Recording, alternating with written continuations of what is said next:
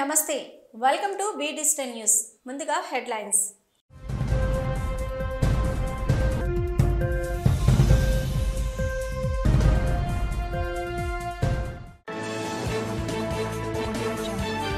ఘనంగా సింహాచలం శ్రీ వరహాలక్ష్మీ నరసింహస్వామి వారి నిత్య కళ్యాణం ఆర్జిత సేవలో పాల్గొన్న భక్తజనం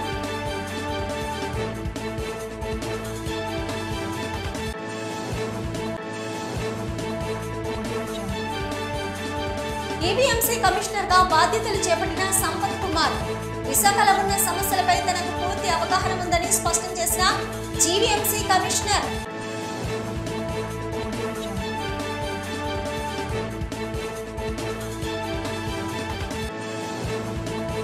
కేంద్ర మంత్రి నిర్మలా సీతారామన్ ప్రవేశపెట్టిన బడ్జెట్ పట్ల హర్షం వ్యక్తం చేసిన తెలుగు శక్తి అధ్యక్షుడు పివి రామ్.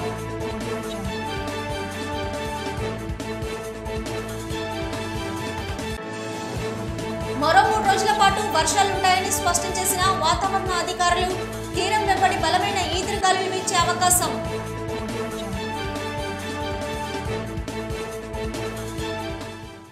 సింహాచలం శ్రీ వరహాలక్ష్మీ నరసింహస్వామి వారి దేవస్థానంలో శ్రీ శ్రీ శ్రీ వరహాలక్ష్మీ నరసింహస్వామి వారి నిత్య కళ్యాణం నేత్ర పర్వంగా సాగింది.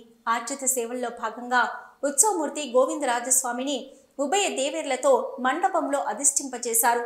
పాల్గొన్న భక్తుల గోత్ర నామాలతో సంకల్పం చెప్పి పాంచారత్ర ఆగమ శాస్త్రం విధానంలో విశ్వక్సేన ఆరాధన పుణ్యాహవచనాలతో కార్యక్రమానికి శ్రీకారం చుట్టారు. కంకణ ధారణ, నూతన యజ్ఞోపవిత సమర్పణ, జీలకర్ర బెల్లం, మాంగళ్య ధారణ, తలంబ్రాల ప్రక్రియలను కమనీయంగా జరిపించారు. మంత్రపుష్పం, మంగళ శాసనాల తర్వాత భక్తులకు వేద ఆశీర్వచనాలు, శేష వస్త్రాలు, స్వామివారి ప్రసాదాలను అందజేశారు.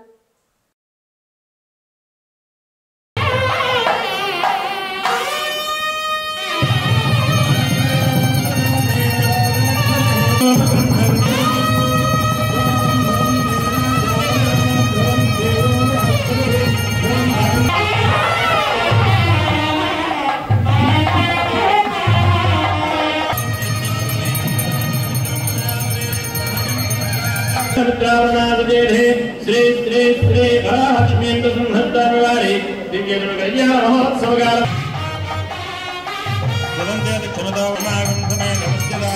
విశాఖపట్నం పైన ఇక్కడ సమస్యలపైన తనకు అవగాహన ఉందని, అందుకు అనుగుణంగా అభివృద్ధికి కృషి చేస్తానని జీవీఎంసీ నూతన కమిషనర్ సంపత్ కుమార్ తెలిపారు. జీవీఎంసీ కమిషనర్ గా ఆయన బాధ్యతలు చేపట్టారు. అనంతరం మీడియాతో మాట్లాడారు. జీవీఎంసీ అభివృద్ధి కోసం 100 రోజుల ప్రణాళికను రూపొందిస్తానన్నారు.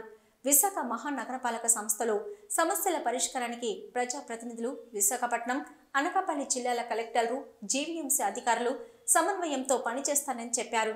జీవీఎంసీ అధికారులు, సిబ్బంది క్రమశిక్షణతో మెలిగేందుకు ప్రాధాన్యత ఇస్తానన్నారు. నెలలో 2 సార్లు వీరితో సమావేశమై గ్రీవెన్స్ లో వచ్చిన సమస్యల పరిష్కారానికి చర్యలు తీసుకుంటానని తెలిపారు. స్వచ్ఛ సర్వేక్షణ్ మిషన్ ఎండీగా ఉన్నప్పుడు విశాఖపట్నంపై తనకు అవగాహన ఏర్పడిందని, ఇప్పుడు జీవీఎంసీ కమిషనర్గా క్షేత్రస్థాయిలో పనిచేసే అవకాశం రావడం సంతోషంగా ఉందని చెప్పారు.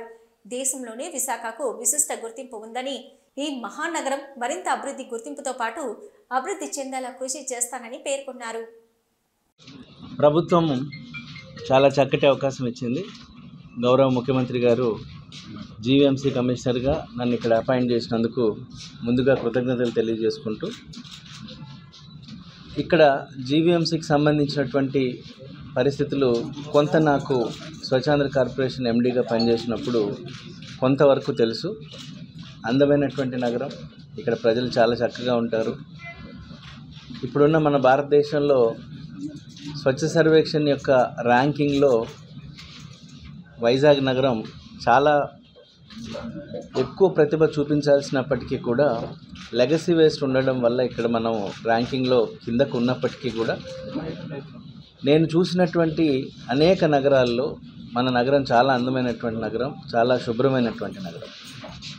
ఇక్కడ కమిషనర్గా చేయడం అనేటువంటిది ఎవరి కెరీర్కైనా చాలా ప్రతిష్టాత్మకమైనటువంటి విషయం అనే చెప్పాలి. సో దీనిలో భాగంగా ఈ మంచి అవకాశం వచ్చింది. ఇటు 25 లక్షల జనాభా ఉన్నటువంటి ప్రజల్ని, అదేవిధంగా ప్రజాప్రతినిధుల్ని ఇద్దరిని సమన్వయం చేసుకుంటూ అధికారులని క్రమశిక్షణతో నడిపిస్తూ ముందు వరుసలో విశాఖపట్నం నగరాన్ని ఉంచేటువంటి ప్రయత్నం చేస్తాము. అదేవిధంగా మనకు ఎక్కువ ఉన్నటువంటి సమస్యలు ఏవైతే ఉన్నాయో ఆ సమస్యలన్నిటి పట్ల సరైనటువంటి అవగాహన పెంచుకొని వాటిని ఏ విధంగా పరిష్కరించాలో ప్రభుత్వం దృష్టికి తీసుకెళ్లాల్సినటువంటి సమస్యలు ఎన్నున్నాయో పరిశీలించి వాటన్నిటిని ప్రభుత్వం దృష్టికి తీసుకెళ్ళి పరిష్కరించేటువంటి ప్రయత్నం చేయడం జరుగుతుంది. సో నా పనితీరు విషయానికి వస్తే నాకు సిబ్బంది డిసిప్లిన్ అనేది చాలా ఇంపార్టెంట్. సో సిబ్బంది డిసిప్లిన్గా ఉంచే విధంగా వారి యొక్క ప్రవర్తనలో మార్పు తీసుకురావడం కానీ, అదేవిధంగా వారికి సరైనటువంటి లక్ష్యాలు నిర్దేశించడంలో కానీ ఎక్కువ టైంని నేను కేటాయించడం జరుగుతుంది.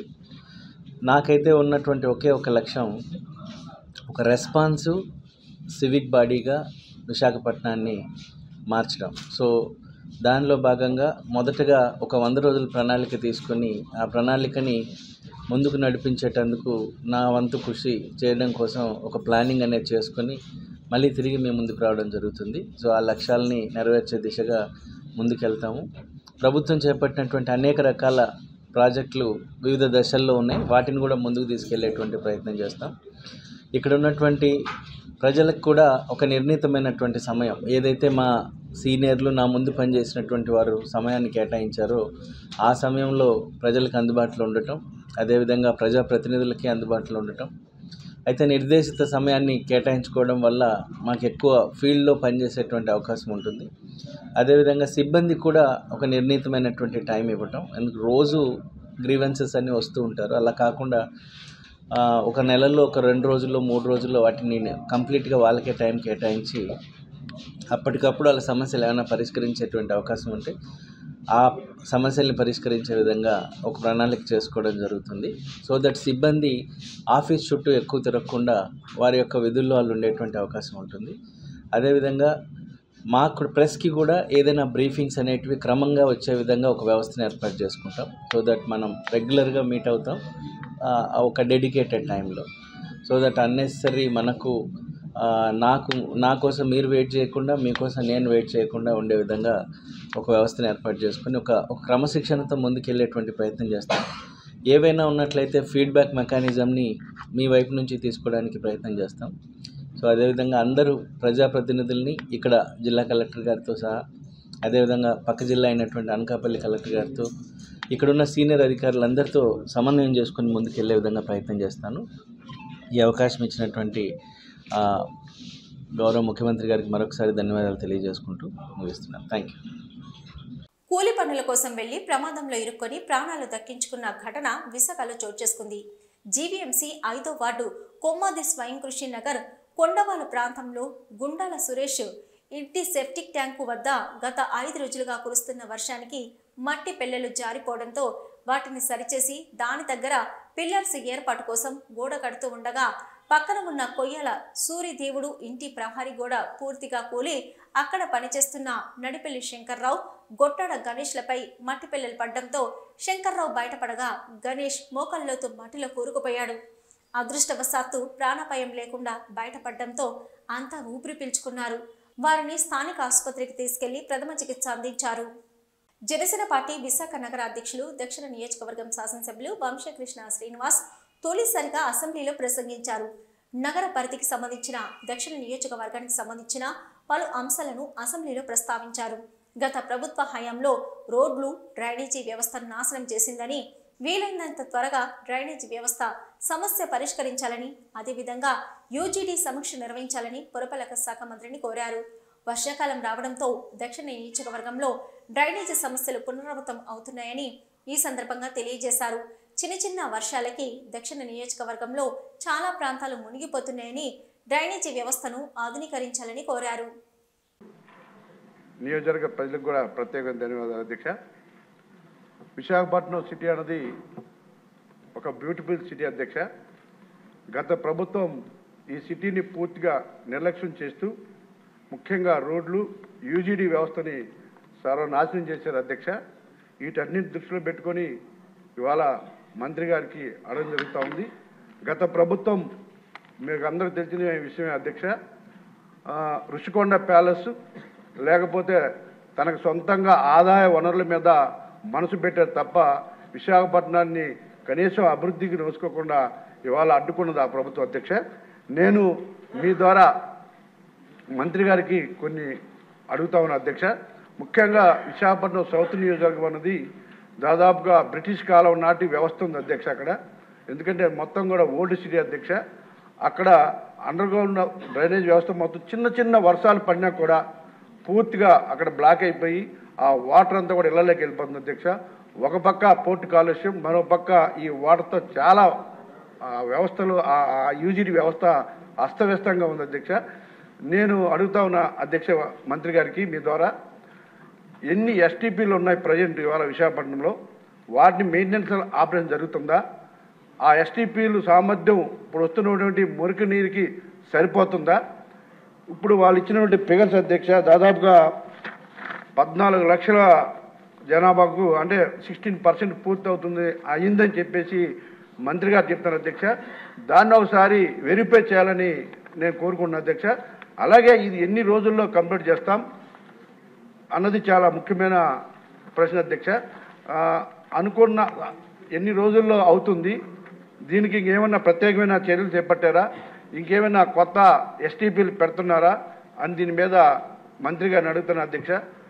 దీని మీద పూర్తిగా ఒక అవగాహన చేసుకుని యూజీడీ వ్యవస్థని పూర్తిగా ఇంప్లిమెంట్ చేయాల్సిన బాధ్యత మనందరం కూడా ఉంది అధ్యక్ష. ముఖ్యంగా సౌత్ నియోజకవర్గంలో దాని మీద పూర్తిగా మంత్రి గారు కొంచెం అవగాహన తీసుకొని దాని మీద ప్రత్యేకమైన చర్యలు తీసుకోవాలి. కేంద్ర మంత్రి నిర్మలా సీతారామన్ ప్రవేశపెట్టిన బడ్జెట్ పట్ల తెలుగు శక్తి అధ్యక్షుడు బివి రామ్ హర్షం వ్యక్తం చేశారు. విశాఖలో ఏర్పాటు చేసిన మీడియా సమావేశంలో ఆయన మాట్లాడుతూ ఆంధ్రప్రదేశ్ రాష్ట్రానికి మంచి రోజులు వచ్చాయని, ఇందుకు ప్రత్యక్ష ఉదాహరణ కేంద్ర ఆర్థిక శాఖ మంత్రి నిర్మలా సీతారామన్ ప్రవేశపెట్టిన బడ్జెట్ అని వ్యాఖ్యానించారు. ముఖ్యంగా రాజధాని అమరావతి నిర్మాణానికి 15,000 కోట్ల సాయం అందిస్తామని ప్రకటించడం, అది కూడా ఈ ఆర్థిక సంవత్సరంలోనే కేటాయిస్తామని ప్రకటించడం రాష్ట్ర పురోగతికి ఎంతగానో దోహదం చేస్తుందన్నారు. పునర్వ్యవస్థీకరణ చట్టం ద్వారా కేంద్రం ఇచ్చిన హామీలను అమలు చేస్తామని ప్రకటించడం అత్యంత కీలకమైన పరిణామమని అన్నారు. జీవనాడి పోలవరం నిర్మాణాన్ని వీలైనంత త్వరగా పూర్తి చేసేందుకు సహకారం అందిస్తామని ప్రకటించడం రాష్ట్రంలో నిరుద్యోగ యువతకు దారి చూపే విధంగా పారిశ్రామిక కారిడార్ల అభివృద్ధికి నిధులు మంజూరు చేస్తామని వెల్లడించడం శుభ పరిణామమని అన్నారు. 2024 ఎన్నికలలో ప్రజలు వైసీపీకి బుద్ధి చెప్పి కూటమి ప్రభుత్వాన్ని గెలిపించడంతో ఆంధ్రప్రదేశ్ దిశ మారిందన్నారు. చివరికి చంద్రబాబు నాయుడు ముఖ్యమంత్రి అయిన తర్వాత రాష్ట్ర ప్రయోజనాల కోసం కేంద్రం అత్యంత సానుకూలంగా స్పందిస్తుందన్నారు. చంద్రబాబు నాయుడుకు అనుభవం, భారతీయ జనతా పార్టీతో సత్సంబంధాల కారణంగా రాష్ట్రం మళ్లీ ప్రగతి పట్టాలపై ప్రయాణం సాగిస్తుందన్నారు. ఢిల్లీలో నిరసనకు అనుమతి ఇవ్వకపోవడంతో ఫోటో ఎగ్జిబిషన్ పేరుతో ఢిల్లీకి వెళ్లి రాష్ట్ర పరువు తీయొద్దని జగన్కు బివి రామ్ హితో పలికారు. ఆంధ్రప్రదేశ్ రాష్ట్రానికి మంచి రోజులు వచ్చినాయి. ఈరోజు కేంద్ర మంత్రి నిర్మలా సీతారామన్ ప్రవేశపెట్టిన బడ్జెట్లో ఆంధ్రప్రదేశ్కి వరాల జల్లు ప్రకటించారు. దీనిపైన తెలుగు శక్తి హర్షం వ్యక్తం చేస్తుంది. ముఖ్యంగా అమరావతి నిర్మాణానికి అదనంగా 15,000 కోట్లు ఈ ఏడాది కేటాయిస్తామని చెప్పారు. అలాగే పోలవరం నిర్మాణం పూర్తిగా కేంద్రం తీసుకుంటామని ప్రకటించడం జరిగింది. అలాగే మౌలిక సదుపాయాలు వెనుకబడిన జిల్లాల్ని స్పెషల్ ప్యాకేజ్ ఇచ్చి ఆదుకుంటామని చెప్పారు. రాయలసీమను కూడా స్పెషల్ ప్యాకేజ్ ప్రకటించారు. దీనిపైన తెలుగు శక్తి హర్షం వ్యక్తం చేస్తుంది. మరి 2019 నుంచి 24 వరకు జగన్మోహన్ రెడ్డి హయాంలో రాష్ట్రానికి ఎటువంటి సదుపాయాలు, ఎటువంటి అభివృద్ధి పదంలో కానీ కేంద్రం నుంచి సాయం తీసుకురాలేపారు. కేవలం రాష్ట్రాన్ని అప్పులు చేసే తప్ప, అప్పుల కోసం వెంటసేపు పోకడాడే తప్ప రాష్ట్ర అభివృద్ధి కోసం పోకపడలేదు జగన్మోహన్ రెడ్డి గారు.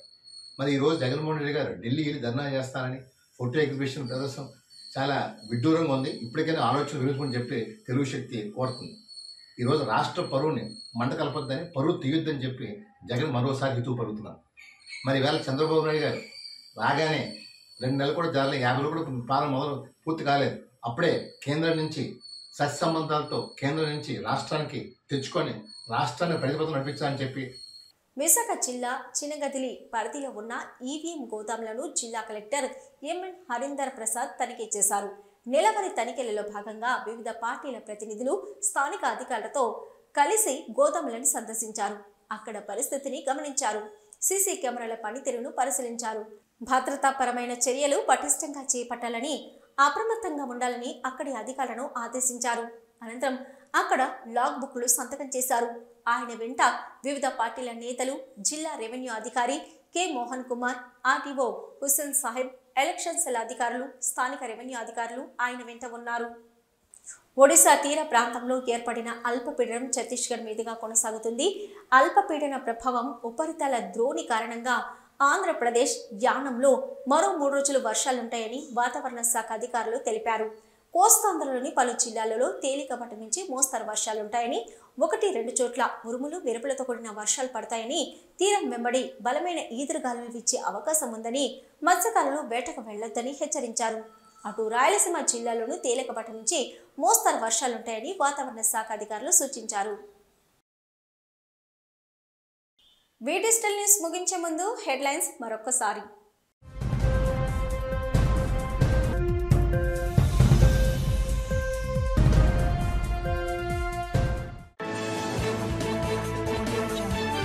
ఘనంగా సింహాచలం శ్రీ వరహాలక్ష్మీ నరసింహస్వామి వారి నిత్య కళ్యాణం, ఆర్జిత సేవలో పాల్గొన్న భక్తజనం.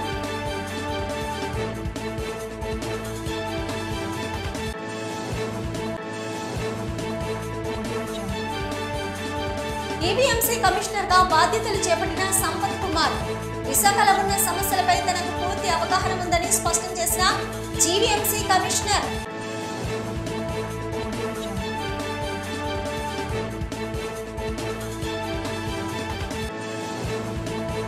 కేంద్ర మంత్రి నిర్మలా సీతారామన్ ప్రవేశపెట్టిన బడ్జెట్ పట్ల హర్షం వ్యక్తం చేసిన తెలుగు శక్తి అధ్యక్షుడు పివి రామ్.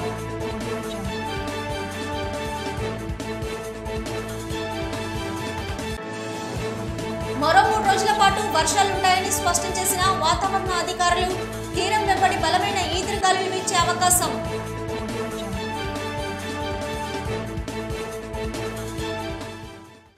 ఇవి ఇప్పటివరకున్న డిజిటల్ న్యూస్. నమస్తే.